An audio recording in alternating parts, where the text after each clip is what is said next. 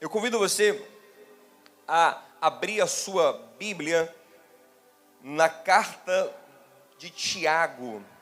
Tiago capítulo 1, versículo 14, diz assim: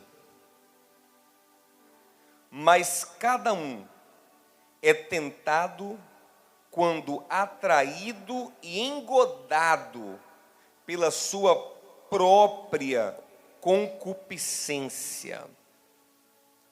Nós temos ensinado aqui que a verdadeira vida plena, segundo a palavra de Deus e a experiência de quem caminha com Jesus, é a vida cheia do Espírito Santo. Não basta sermos habitados pelo Espírito, Ele tem que controlar a nossa vida, e quanto mais Ele controla a nossa vida, Ele enche a nossa alma, mais nós estamos cheios do Espírito Santo. E para sermos cheios do Espírito Santo, precisamos calar, mortificar, derrotar a grande inimiga do Espírito Santo que habita em nós, a nossa carne, a nossa natureza pecaminosa. O homem na carne é todo vulnerável ao pecado, mas em meio a essa vulnerabilidade, essa fraqueza, tem um ponto que ainda é mais sensível em cada um de nós. Tem um ponto que ainda é mais fraco, que ainda é mais vulnerável. Eu estou chamando ele hoje de ponto fraco. Todos nós temos pontos fracos. Olha o que Tiago diz em Tiago 1,14. Cada um de nós é atraído, seduzido, enganado, engodado, ele usa também essa expressão, por sua própria concupiscência. Concupiscência própria, do grego ídios, ali, que significa particular, peculiar. Eu tenho um tipo de fraqueza, de ponto fraco muito peculiar a mim, que talvez não seja o seu. E você tem um que talvez não tenha nada a ver com o meu. Então nós precisamos entender qual é o nosso ponto fraco, porque ele de fato é a brecha onde nós mais vamos cair. E caindo, dando lugar à carne, vamos nos ferir, nos machucar outras pessoas e ficar longe da vida plena que Deus tem para nós. Lembrando que nós estamos numa guerra contínua enquanto estivermos neste tempo, que é contra o diabo. O diabo é nosso inimigo. E a intenção dele é nos fazer tropeçar, nos fazer ferir a nós mesmos, aos outros, entristecer o coração de Deus. E o diabo, ele conhece o seu ponto fraco.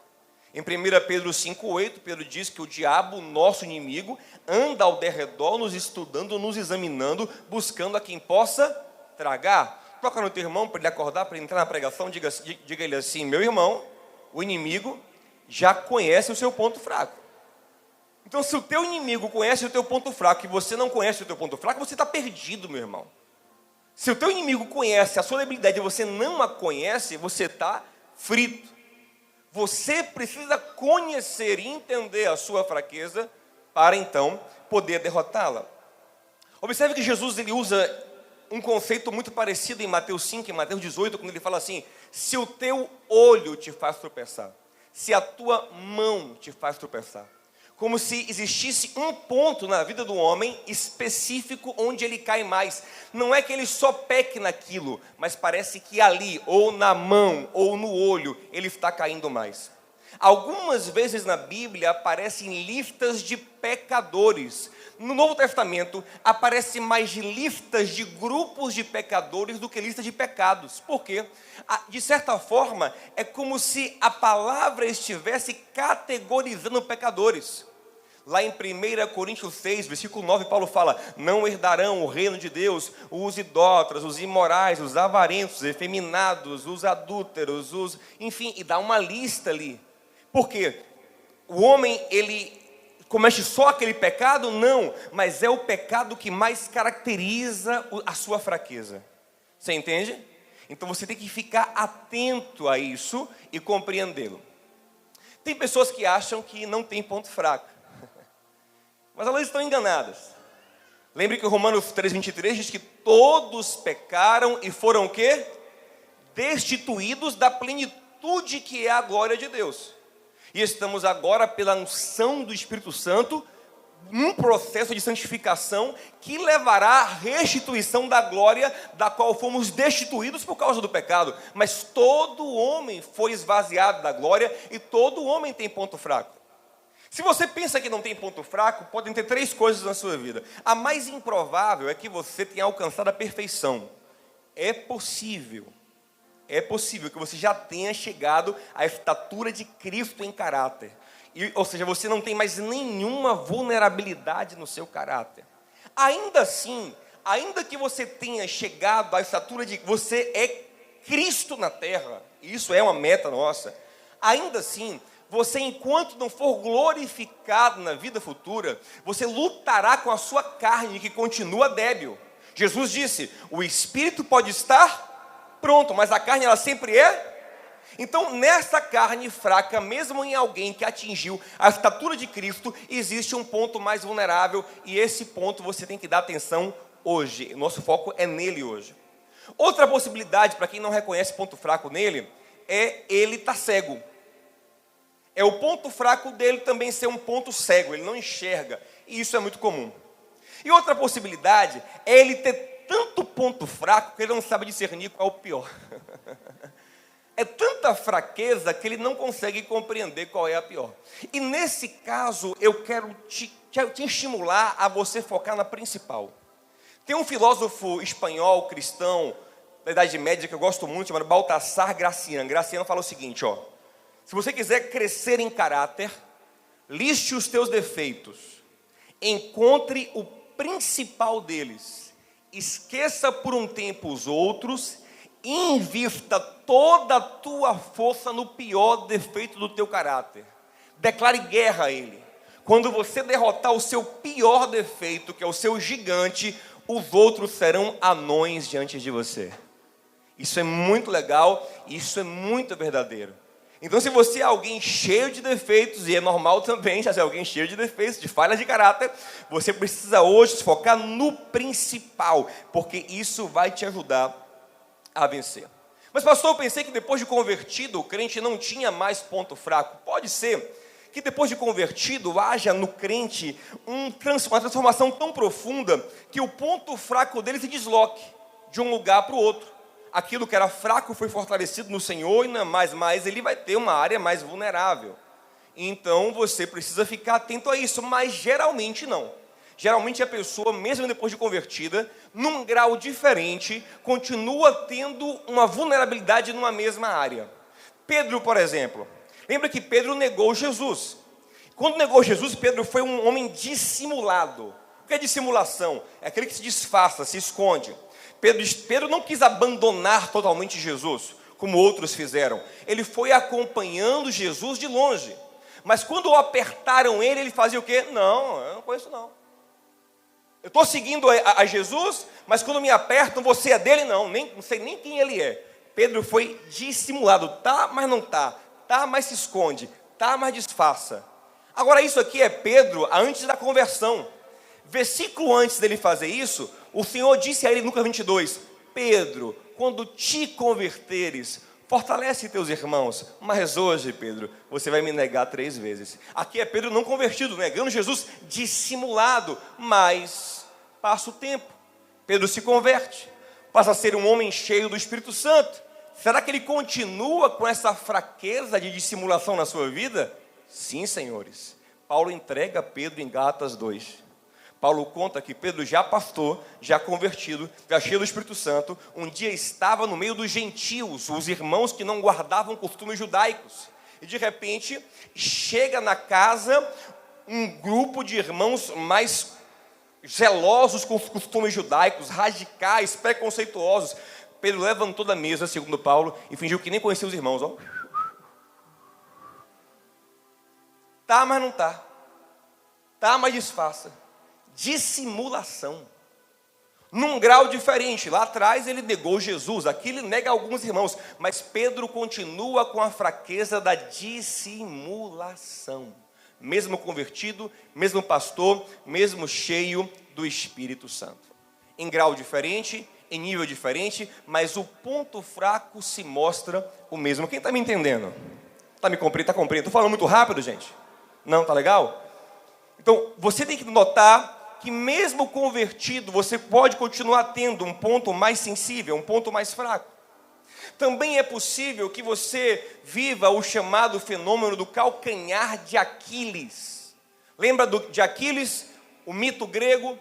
Aquiles era um homem invencível, forte em tudo, poderoso, quase imortal. Se você desse uma paulada na cabeça de Aquiles, ele não morria. Se você enfiasse uma espada na barriga de Aquiles, ele não morreria. Mas Aquiles tinha um ponto fraco que era fatal, que foi onde ele morreu na mitologia grega, que era o seu calcanhar. Então você pode ser um super crente, cheio de Deus, forte em tudo, mas tem uma areazinha ali que é seu calo, que é seu calcanhar.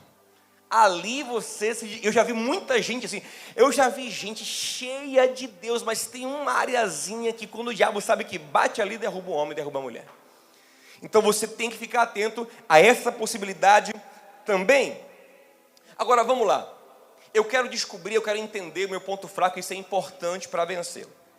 Uma dica muito importante, um conselho muito importante, é você não ser generalista ao analisar o seu ponto fraco.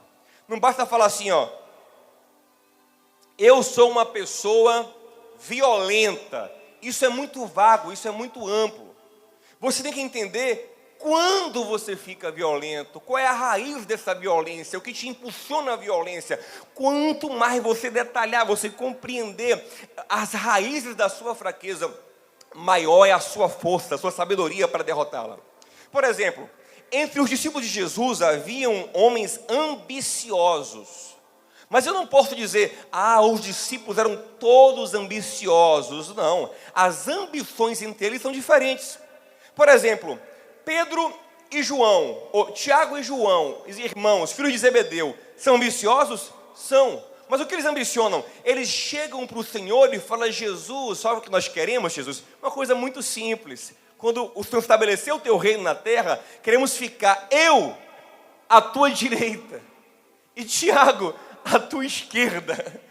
Então, ou seja, somos nós três, o Senhor no meio, eu, João à direita, Tiago. Imagina, gente, isso deu um problema, um pepino, um quebra-pau entre os discípulos. Eles não estão nem aí, é a ambição deles. Eles brigam, eles passam por cima de tudo, mas eles querem ser proeminentes, querem ter destaque. É Pedro e João. Agora, eles são gananciosos com dinheiro? Não são. Tanto que eles largam dinheiro, eles largam a pescaria, a empresa de pesca que era lucrativa, eles largam a pescaria por esse projeto de poder na cabeça deles. Eles gastam dinheiro para o poder, é uma ambição de poder. Já outro camarada chamado Judas é diferente. Judas, hora nenhuma você vê ele querendo poder. O negócio dele era dinheiro. Um dia, Maria em Betânia usou um vaso de um perfume caríssimo em Jesus. Judas na hora fez um cálculo na cabeça. 300 denários. Poderia dar aos pobres. Aí João entrega a ele, que pobre que nada. Ele falava isso porque era doido por dinheiro. Calculou logo porque ele queria, e ele era ladrão, e vivia tirando dinheiro para ele da bolsa de Jesus, do ministério de Jesus. E por fim o que ele faz? Ele troca o poder que ele teria no ministério por dinheiro. Ele vende Jesus por 30 moedas de prata. Tiago e João trocam dinheiro por poder. Judas troca poder por dinheiro. Os três são ambiciosos, mas são ambições diferentes. Toca no teu irmão e diga assim, estude a tua fraqueza, conheça a tua fraqueza, analise a tua fraqueza. Outro exemplo muito interessante, Davi e Sansão, ambos demonstram fraqueza com mulher, mas são fraquezas muito diferentes. Davi tem uma fraqueza especificamente sexual. Davi teve 19 mulheres e 10 concubinas, e você não vê ele afetivamente ligado a nenhuma delas. Davi era o típico homem que usava a mulher como objeto de prazer, sem ter nenhuma afetividade com elas. Quando Jonatas, seu amigo do peito, morreu, Davi declara sem nenhum constrangimento, em 2 Samuel 1,26, assim, Jonatas, meu amigo, a sua amizade para mim era muito mais preciosa do que o amor das mulheres. Ou seja, eu dou muito mais valor ao meu amigo no meu coração do que as mulheres que eu tenho. Esse é Davi.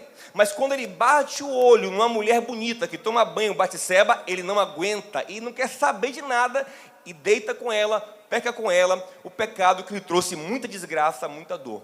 Então esse é Davi. É mulher? É, mas é sexual especificamente. Já Sansão não. Sansão era um homem que se apaixonava pelas mulheres. Lá em Juízes 16:4 diz que Sansão se apaixonou por Dalila. E não foi a primeira. Capítulo 14, ele está também apaixonado por outra mulher.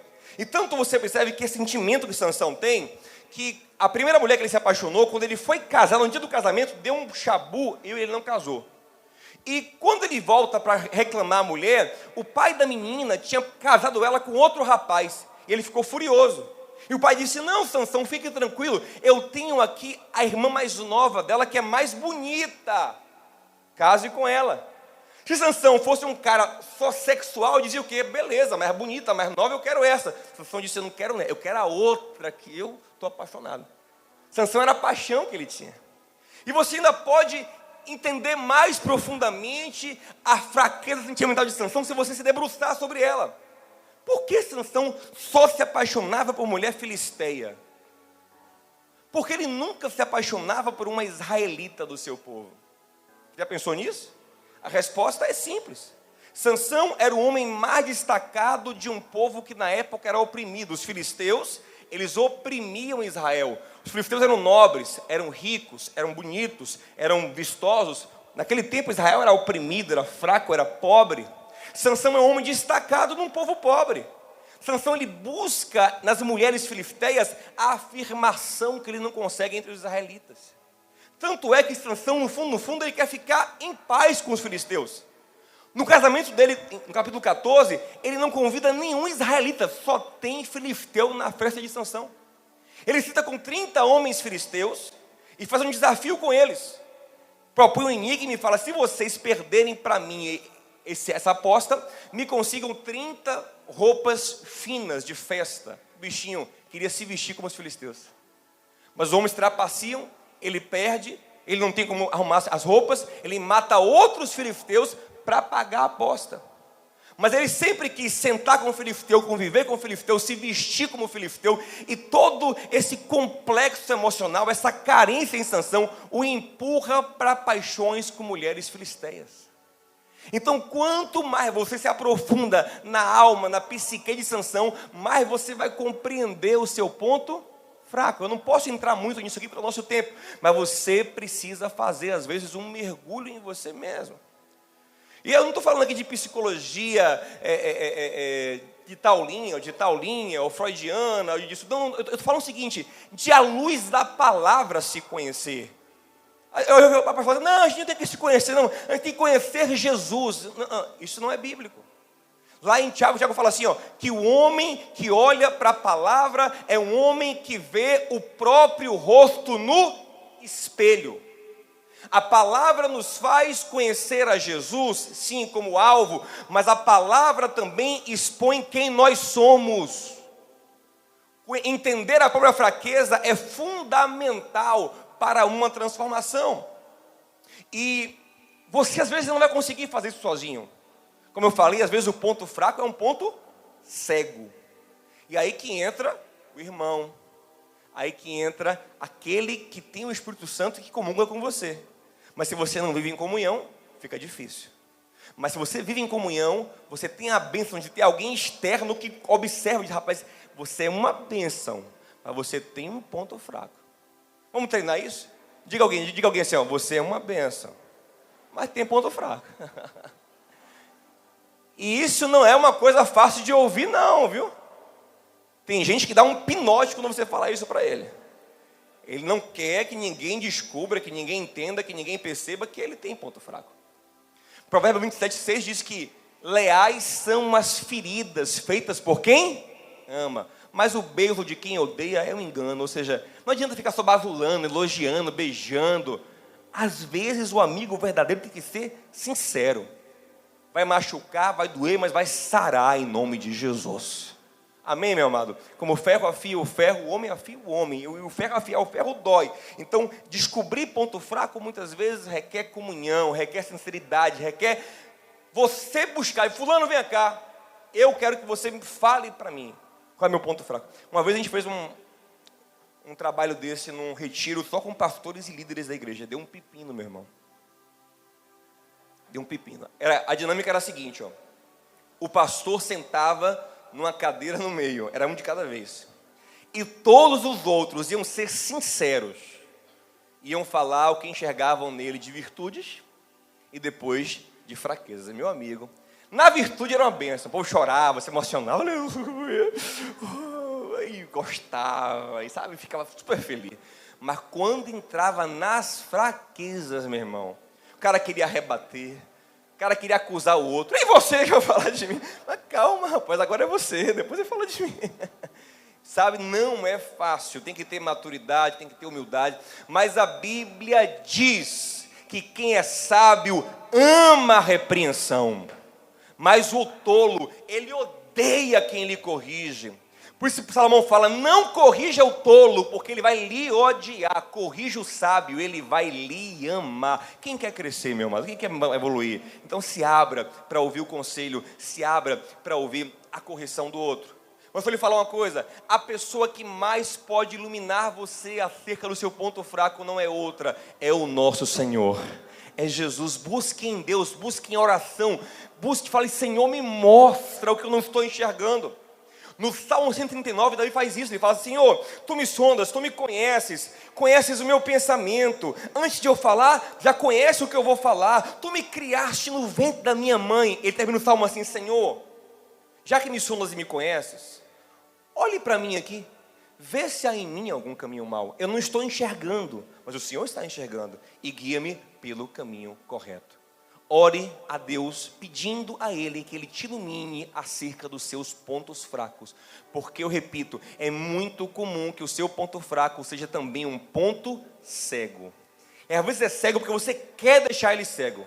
Você não quer nem pensar sobre ele, porque pensar sobre ele te incomoda. Mas o caminho da libertação é sim expor, trazer para a luz, enxergar, clarear na sua mente que você tem essa fraqueza. E Deus quer lhe ajudar com isso, em nome de Jesus.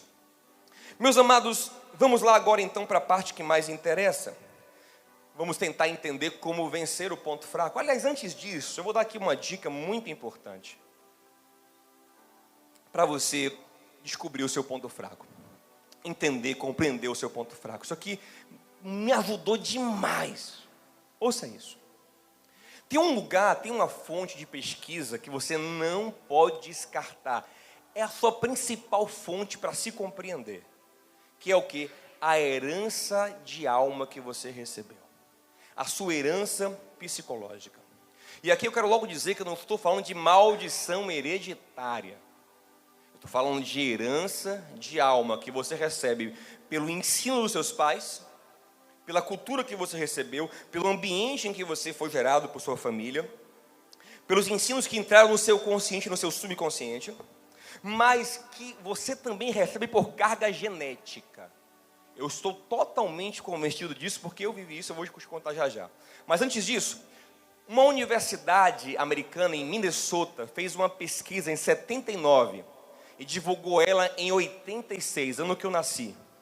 Eu nasci em 21 de outubro de 86. 21 de outubro. Hoje é 20. Hoje é 20. Eu nasci 21 de outubro. Hoje é 20 de outubro. Tá bom? Não esqueça. Em 86, a Universidade de Minnesota divulgou uma pesquisa para comprovar que a herança de alma, a herança de características de personalidade, de psique, vinham no código genético. E foi perfeita, ao meu ver, a pesquisa. Porque olha o método que eles usaram. Eles compararam gêmeos univitelinos com gêmeos bivitelinos. Ou seja, pessoas que tiveram a mesma criação, só que o que variava entre eles era a carga genética. Você sabe que o gêmeo univitelino é um único zigoto que se divide, ou seja, eles têm exatamente a mesma carga genética. O gêmeo bivitelino não. Eles são dois bebês que só estão no mesmo espaço na barriga, mas a carga genética é diferente. E quando eles nascem, eles vão ter a mesma criação, mas têm cargas genéticas não tão parecidas assim como os univitelinos. E a pesquisa conclui que os gêmeos univitelinos têm o dobro de características similares dos bivitelinos, em vários casos analisados. Ou seja, a carga genética influencia muito na sua personalidade. E eu vivi isso, irmãos. Os irmãos devem saber, quem não sabe vai saber agora, que há 7 anos, aos 26 anos de idade, eu descobri que eu tinha um pai biológico. E eu fui atrás para conhecer esse homem. E quando eu o conheci, o que mais me impressionou não foi a semelhança física que eu tinha com ele. Isso eu já esperava. O que me deixou impactado foi a semelhança psicológica que eu tinha com aquele homem. Eu nunca tinha o visto na vida, mas eu tinha uma semelhança de alma profunda com aquele homem. Eu vou lhe falar uma coisa. Para se entender, estude os seus pais. Ah, pastor, não quero nem ouvir falar disso, porque meu pai tem coisas que eu detesto. E geralmente isso que você detesta nele está aí dentro de você também. Geralmente. Estude. Estude eles, porque muito do que você veio deles. Não só em carga genética, como também por ensino, por aprendizado, por absorção. É muito importante você entender a herança familiar que você recebeu, irmão. Eu sei que hoje tem muita gente que tem medo de... eu não estou falando aqui de regressão, de maldição hereditária, nada disso. Eu estou falando de uma coisa científica, lógica e clara. Vou mostrar isso na Bíblia. Abraão era um homem quase perfeito, mas ele demonstra uma falha de caráter, uma fraqueza. Qual foi? Mentira. Quando apertaram ele sobre Sara, o que ele falou? Sara não é minha mulher, ela é minha irmã. Isaac já era nascido nessa época? Não, nem sonhava em nascer. Isaac depois nasce. Abraão já está morto. Isaac está com Rebeca, sua esposa. O que ele faz com Rebeca? Exatamente a mesma coisa que Abraão faz. E Jacó, filho de Isaac, vai ter também problema com mentira. Davi tinha problema sexual, né? Davi tem um filho chamado Aminon. Aminon um dia se apaixona por sua filha, por sua meia-irmã Tamar. Se apaixona entre aspas, ele acha que está apaixonado. Mas o que acontece? Ele faz uma trama lá, a menina vem servir ele, que se finge de doente na cama, ele agarra a irmã fala, não, meu irmão, se você me quer, peça a Painho, botei uma baianidade no meio, peça a Painho para casar comigo, Painho vai lhe dar minha mão, porque naquele tempo podia casar com minha irmã, Painho vai lhe dar minha mão para você. Ele não quer saber, se ele de fato está apaixonado, porque ele não se empolga com a ideia de casamento, ele não se empolga. Ele quer consumar o ato. Ele diz que ele violenta ela, mas depois que ele a violenta, sente por ela uma aversão muito mais forte do que a paixão que ele pensava sentir. Ou seja, ele não tinha paixão por ela, ele tinha só volúpia sexual. Isso mostra que ele puxou muito a quem? A Davi. Gente, isso se repete muito em nossas vidas. Tem gente que detesta pensar na mãe, no pai, no como ele é, mas vai envelhecendo, vai ficando igualzinho. É impressionante. Então, compreender pai e mãe, compreender as fraquezas que eles têm, compreender o ensino que eles te deu, é muito importante. Olha o que Pedro fala assim, ó, ei, vocês não podem mais viver no fútil modo de vida que receberam como herança dos vossos pais. É preciso compreender essa herança, abrir mão dela e viver em novidade de vida em Jesus. Mas se você não compreende que você tem isso, você acaba continuando na fraqueza. E há quem ainda admire isso. Ah, porque Painho também era assim. Mas tem coisa que Painho fazia que era uma porcaria. E você também tem que entender que não é bom para você. Entendeu, meu irmão? Então, isso é uma dica muito importante. Mas vamos caminhar aqui. Como é que a gente vence o nosso ponto fraco? Observe. Jesus fala sobre isso em Mateus 5 e Mateus 18. O que ele fala? Se teu olho te faz tropeçar, faça o quê? Faça um carinho nele, nisso? Não, arranca. Se a tua mão te faz tropeçar, faz o quê? Corta. O que significa? Que você tem que pegar pesado com seu ponto fraco. O ponto fraco é onde você tem que pegar pesado. Por exemplo, um atleta. É comum que um atleta tenha uma debilidade física nele. Digamos, ele tem vários músculos fortes no corpo, mas tem um músculo que é o fraco. E vai se lesionar várias vezes, e vai diminuir o desempenho dele. Então o que é que eles fazem? Eles focam o trabalho naquele músculo. Se você percebeu que você tem um ponto fraco, não tente viver como se ele não existisse. Pelo contrário, bote ele no mural da sua vida. Pense nele, reflita sobre ele, vigie ele, jogue duro com ele. Salomão, em Provérbios 23, fala assim, ó: se você é um homem glutão, ou seja, tem fraqueza na glutonaria, coma com uma faca no pescoço. Ou seja, não relaxe. Se a sua fraqueza é essa, você vai comer, porque tem que comer, mas vai comer com a faca no pescoço, para ficar lembrando, não posso comer muito. Ou seja, pegue pesado com a sua fraqueza. Diga assim, meu irmão, pegue pesado com a sua fraqueza. Jogue duro com ela. Encare ela com seriedade. Observe, ele fala assim, ó: se teu olho te faz tropeçar, arranca. Se tua mão te faz tropeçar, corta. Gente, vem cá, mão e olho são coisas ruins em si? Não, são coisas boas, que Deus nos deu. Deus nos deu mão e olho. E mão e olho, na verdade, não são o problema em si. Elas estão sendo ferramentalizadas para algum tipo de pecado, de cobiça, de maldade, mas elas, bem usadas, são boas. Então, às vezes, para blindar o seu ponto fraco, você precisa cortar coisas boas da sua vida, mas que para você estão sendo ferramentas do mal. Por exemplo, tem gente que não pode ter rede social. Não é verdade? A rede social é uma coisa boa, gente? Aproximou a sociedade, possibilita um monte de coisa. Mas tem gente que com rede social, ele vai pecar no orgulho, vai pecar na ira, que vive brigando todo mundo, vai pecar na sensualidade. Tem irmã que não pode ver um Instagram que já pensa em botar um biquíni, botar uma... Ou seja, a rede social provoca nele a fraqueza. Então, você não pode ter.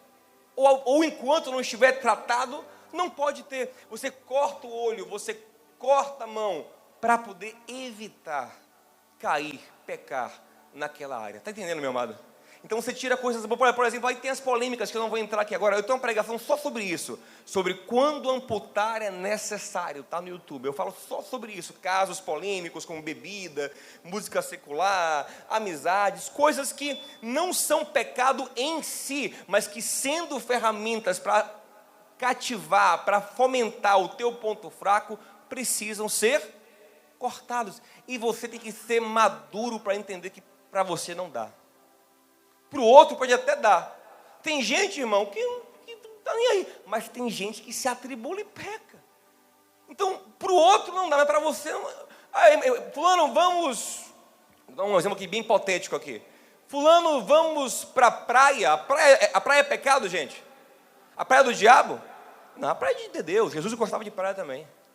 Agora, tem gente que chegando numa praia fica atribulado.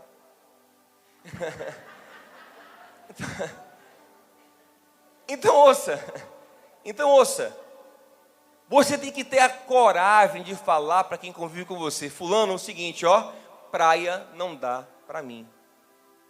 Não dá, cara. Mas não dá. Praia não dá. A gente assuma o seu ponto fraco. Seja humilde para isso. Ampute. Porque quem é amputado sofre algum preconceito, né? Ó, é amputado, será que ele é menos capaz?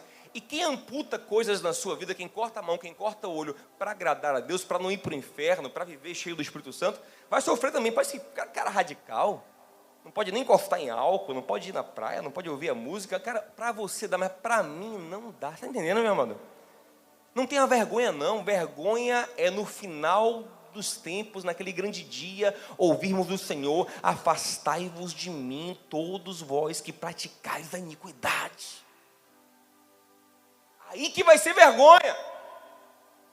Mas hoje, assumir a sua fraqueza e falar, não dá, eu não consigo ter Instagram, eu não consigo ter WhatsApp, eu não consigo ir para a praia, eu não consigo estar nesse ambiente, eu não consigo estar com esses amigos, isso não é orgulho, mas é nobreza. É reconhecer a fraqueza e dizer, não dá para mim. Eu cortei da minha vida esse ambiente, esse lugar, eu não cortei porque isso me faz tropeçar. Eu sou radical, eu jogo duro com o meu ponto fraco. Eu não alimento, não brinco com o meu ponto fraco. E Deus nos ajuda nisso. Ouça uma coisa. Deus, ele não fomenta o nosso ponto fraco. Asaf faz uma oração, ela fala assim, Senhor, não me dê pouco dinheiro demais, porque se o Senhor me der pouco dinheiro demais, eu vou ficar murmurando. Mas não me dê também muito dinheiro, porque com muito dinheiro, eu vou me desviar. Me dê então só o suficiente. E Deus faz isso. Deus conhece o teu ponto fraco. Quem gosta de oferecer a você o que lhe faz cair é Satanás, irmão. Não Deus. E quando eu tenho a consciência disso, eu abro mão daquilo. Zaqueu, por que Zaqueu abriu mão de todo o dinheiro dele? Porque era caridoso? Sim, mas não só isso. Também porque ele compreendeu que essa era a fraqueza dele. Então ele falou, olha, eu pago quem eu roubei, segundo a lei, mas eu me desfaço de metade da minha fortuna. Ele quer arrancar da vida dele um ídolo que lhe faz tropeçar. E Zaqueu aparece na história bíblica logo depois do jovem rico, que o Senhor falou, você quer ser perfeito? Quer ser pleno? Quer deixar de ter ponto fraco na vida? Ele falou, quero sim, Senhor. Então, vende tudo o que você tem e dá aos pobres, porque esse é o teu ponto fraco. Ele disse, não, aí não vou não. Aí aparece Zaqueu, que também é rico, e entrega-se completamente. Ele se desapega para vencer o ponto fraco. Digo assim, irmão, vencer o ponto fraco custa caro. É investimento, é luta, é trabalho, é seriedade. É batalha. Não é brincadeira não, meu irmão. Mas você vai vencer em nome de Jesus. Vou mostrar uma coisa muito curiosa na Bíblia. Pedro e João, como eu falei aqui, tinham fraqueza em que área, irmãos? Quem lembra? Em ambição. Eles eram ambiciosos de dinheiro? De o quê?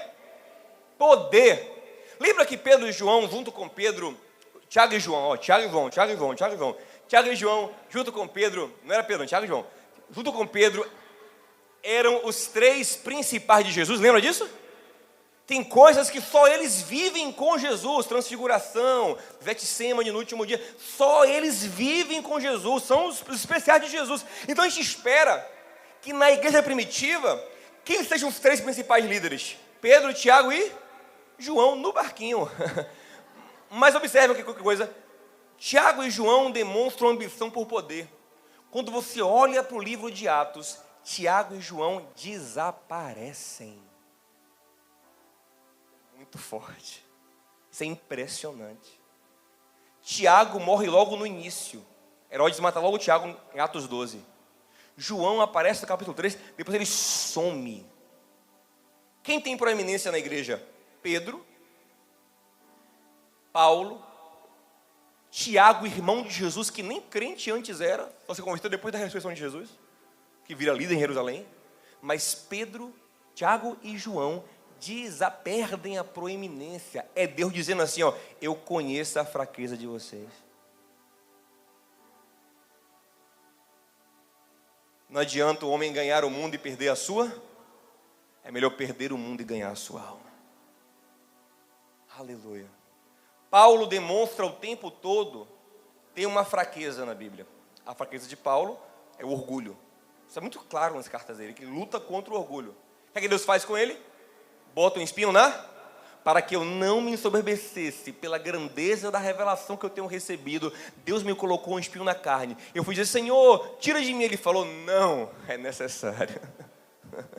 Eu preciso vigiar a sua fraqueza, para te ajudar a não ser fraco. E Paulo diz, me conformei, deixa o espinho aqui mesmo, porque está me fazendo bem. Aí eu fico humilde, fraco, vazio, e quando eu sou fraco, o poder de Deus se aperfeiçoa de mim. Então quando eu sou fraco, dependente de Deus, reconheço a minha fraqueza, vigio, fico na posição, o poder dele cresce, a graça dele me abraça. Então quando eu sou fraco, é aí que eu fico forte.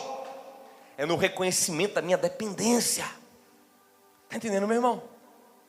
Levar a sério, vigilância contínua, guerra, oração, jejum. Você tem que fazer jejum pela sua fraqueza. Nós estamos em um tempo de gente tão materialista que só jejua para comprar a casa, para comprar o carro, para abrir a porta do emprego. E é lícito você pedir ao teu pai isso e orar por isso, enfim. Mas, sobretudo, o jejum na Bíblia aparece para santificação, para purificação, para vencer a carne. Jejue com foco na tua fraqueza. Põe a meta a vencer a tua fraqueza. Conte os dias de vitória sobre a tua fraqueza. 2 dias sem pecar, 3 dias sem pecar, 4 dias sem pecar, 5 dias sem pecar, 6 dias sem pecar, 7 dias sem pecar, 1 ano sem pecar, 2 anos sem pecar. E você vai de vitória em vitória, de glória em glória. É assim que se vive, meu amado. É assim que se conscientiza. Lá no grupo de Alcoólicos Anônimos, eles usam essa tática. Eles dizem o seguinte, mesmo que o cara tenha 10 anos sem beber, ele continua contando para quê? Para continuar vigiando, porque se ele relaxar, ele pode cair de novo e voltar para a desgraça do alcoolismo. Então você pode ter 5 anos, 10 anos, 20 anos sem pecar no seu ponto fraco, continue dizendo, pela graça de Deus, eu estou aqui na humildade, eu estou aqui na dependência, porque eu sei que aqui humilde é que o poder de Deus se aperfeiçoa em mim. Não vou baixar a guarda, não vou parar de vigiar. Eu continuo sabendo que eu na carne sou fraco, mas em Jesus eu sou forte.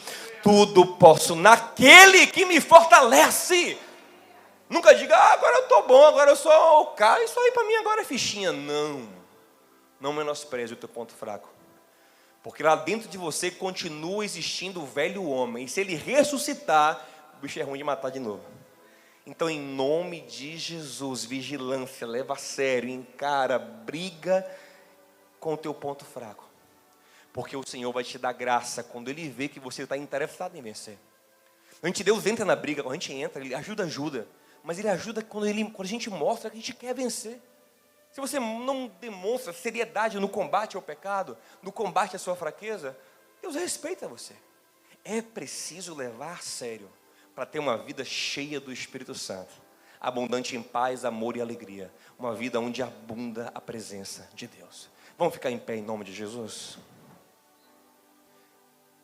Ouça uma coisa. Hoje tem muito livro de autoajuda que fala coisas do tipo, se você ficar 21 dias praticando certa coisa, você desenvolver um hábito e aquele hábito vai te acompanhar pro resto da vida. Vou lhe falar uma coisa, isso não funciona com o seu pecado. Não é um simples condicionamento mental de você ficar 21 dias sem fazer e de repente nunca mais aparece na sua vida. Não funciona assim. Pecado tem uma raiz profunda. Pecado, ele brota lá do fundo da nossa alma. Você pode estar 10 anos sem pecar naquilo e de repente peca de novo. É preciso continuar vigiando. É preciso continuar atento. É preciso não baixar a guarda. Pastor, mas até quando isso? Não aguento mais. Fica tranquilo, logo você vai morrer, irmão. Fica tranquilo, em nome de Jesus. Aí vamos ter ser glorificados e viver um tempo novo em nome de Jesus. A vida é isso, a vida é luta, a vida é batalha, a vida é guerra, amém? A Bíblia diz que aquele que vencer herdará tudo o que Deus tem para ele. Aquele que vencer, aquele que vencer, aquele que vencer. É a promessa de Cristo para a sua igreja. Aquele que vencer vai se assentar comigo no meu trono, como eu venci, me assentei com o Pai no trono dele. Aquele que vencer receberá um novo nome. Aquele que vencer reinará sobre as nações. Aquele que vencer comerá do maná escondido. Aquele que vencer receberá roupas novas, um novo tempo em Jesus. Aquele que vencer. Peça graça a Deus para entender a tua fraqueza. Se você estudar bem a fraqueza de Sansão, você vai perceber que Sansão, no fundo, a raiz de tudo era um problema de identidade. Ele não conseguia se ver como um homem pleno, ele não conseguia se ver como um homem valioso, ele não conhecia a identidade do povo de Deus, então ele ficava olhando os filisteus e babando os filisteus. Aquilo atrapalhou tudo nele. Então se você começar a cavar e a buscar em Deus a raiz do problema, e você vai ter a ferramenta, você vai saber o remédio certo que vai aplicar. É igual a medicina, gente. Medicina, você vê um sintoma, você não pode dar logo um remédio. Você tem que investigar para usar o remédio certo, porque o remédio errado pode até atrapalhar o tratamento, não é verdade? É a mesma coisa a nossa alma. Temos que entender de fato a raiz do problema, para então aplicar os remédios certos. Mas sabe de uma coisa? Todos os remédios saem da mesma farmácia, a farmácia do céu. Todos os remédios são aplicados pelo mesmo médico, o doutor Jesus de Nazaré. É nele que está a nossa vitória, é nele que está a nossa cura. É ele que está conosco para resolver e nos fortalecer. E não tem ninguém tão fraco que não possa ser fortalecido pelo Senhor. Pelo contrário, ouça isso. E eu lhe entendo, se você está ouvindo hoje essa palavra, mas Senhor, eu sou, pastor, você está pegando, mas você não sabe o quão fraco eu sou. Eu sou fraco demais. Eu sou fraco demais, ouça isso. Deus ama casos assim. A Bíblia diz que Deus gosta de propositalmente pegar aquilo que não é, aquilo que é desprezível, aquilo que é feio, e trabalhar e transformar para grande ser a glória dEle. Tem uma pregação que eu botei no YouTube também, que o tema é o seguinte: o que Deus mais gosta de fazer. Assista lá, é pequenininha, tem 13 minutos, o que Deus mais gosta de fazer. E você vai ver que o que Deus mais gosta de fazer é transformar. E quão pior é o barro, mais o oleiro gosta de transformar, porque grande é a glória dele. Amém? Pai querido e amado, eu quero orar pela tua igreja agora. Pai, em nome de Jesus Cristo, eu te peço, nos ajuda, Senhor. Primeiro, a reconhecer o nosso ponto fraco. Que o nosso ponto fraco não seja em nós um ponto cego. Pai, usa a tua palavra, usa os irmãos, nos fala profundamente pela voz do teu Espírito, mas nos ilumina, porque o diabo já conhece o nosso ponto fraco, Senhor. E se nós não conhecermos, continuaremos caindo e fracassando. Pai, mas se nós entendermos Ele, teremos ferramentas para derrotá-lo. Eu te peço, Pai, em nome de Jesus, nos fortalece no homem interior. Vai construindo em nós o caráter de Cristo, Senhor. Que possamos vigiar as nossas vulnerabilidades mais profundas, compreendê-las, iluminá-las, desmascará-las e achar em Ti todo remédio, achar em Ti toda solução, achar em Ti toda a resposta que a nossa alma precisa. Pai, faz do fraco forte para a Tua glória, Senhor.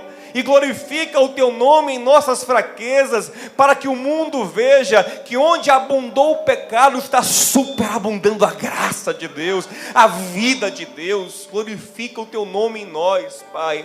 Não queremos viver de queda em queda, mas queremos viver de glória em glória, para a Tua honra e para o nosso bem, em nome de Jesus.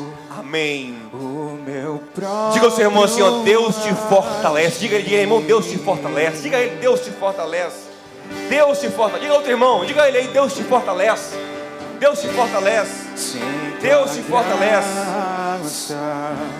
O que seria de mim? Aleluia. Cante isso, cante isso. Não entendo o meu próprio agir. Aleluia. Sente um pouquinho e cante isso. Sem tua graça, o que seria de mim, Deus? Cante isso, cante. Pois o bem que eu quero fazer não faço.